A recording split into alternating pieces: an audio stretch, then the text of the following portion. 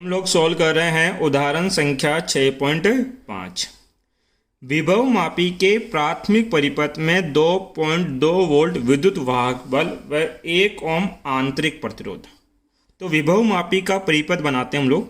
प्राथमिक परिपथ किस प्रकार से बनता है? एक प्राथमिक सेल लगाएंगे ईपी का मान कितना है? 2.2 वोल्ट आपके पास है। वह इस सेल का कुछ आंतरिक प्रतिरोध भी है, स्मॉल आर कितना है? 1 ओम का आपके पास। प्रतिरोध की बैटरी वह 20 ओम परास का धारा नियंत्रक। लैबोरेटरी में धारा नियंत्रक देखा होगा, जो धारा को नियंत्रित करता है अपने प्रतिरोध के मान में कम और ज़्यादा कर परिपथ में हम उसको इस प्रकार से दर्शाते हैं। ये कितने ओम तक जा सकता है? 20 ओम तक। मतलब इसकी जो वैल्यू है वो 0 से लेकर 20 के मध्य रह सकती है। न्यूनतम मान कितना? 0। अधिकतम मान कितना? 20। तभी तो क्या बोला गया है? 20 ओम परास। उसके बाद हम क्या लेते हैं?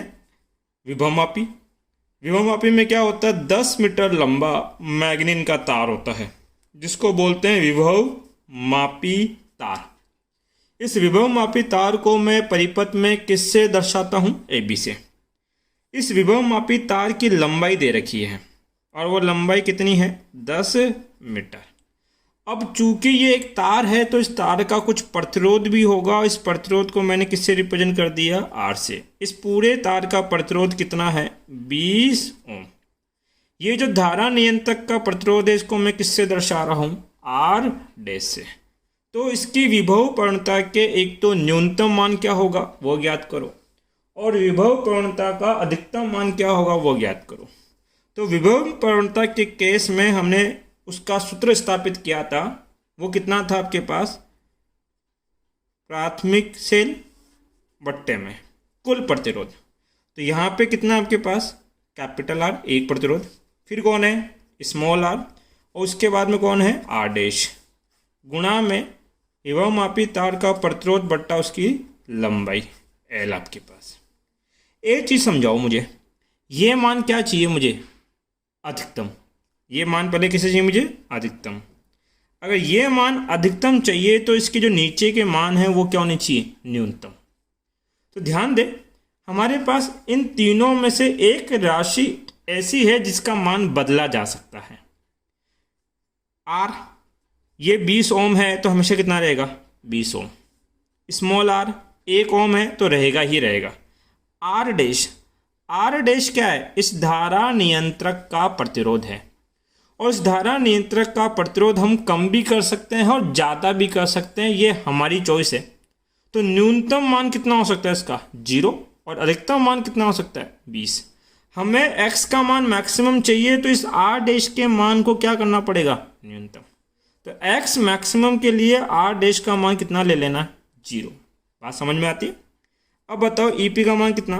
2.2 बट्टे में R का मान कितना है? 20।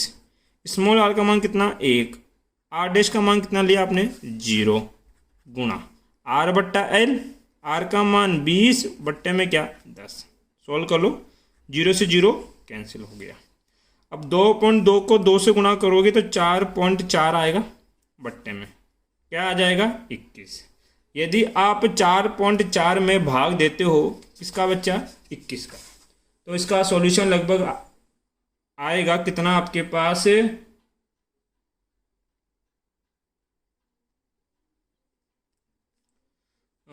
0.21, और मात्रक क्या होता है? वोल्ट पर मीटर।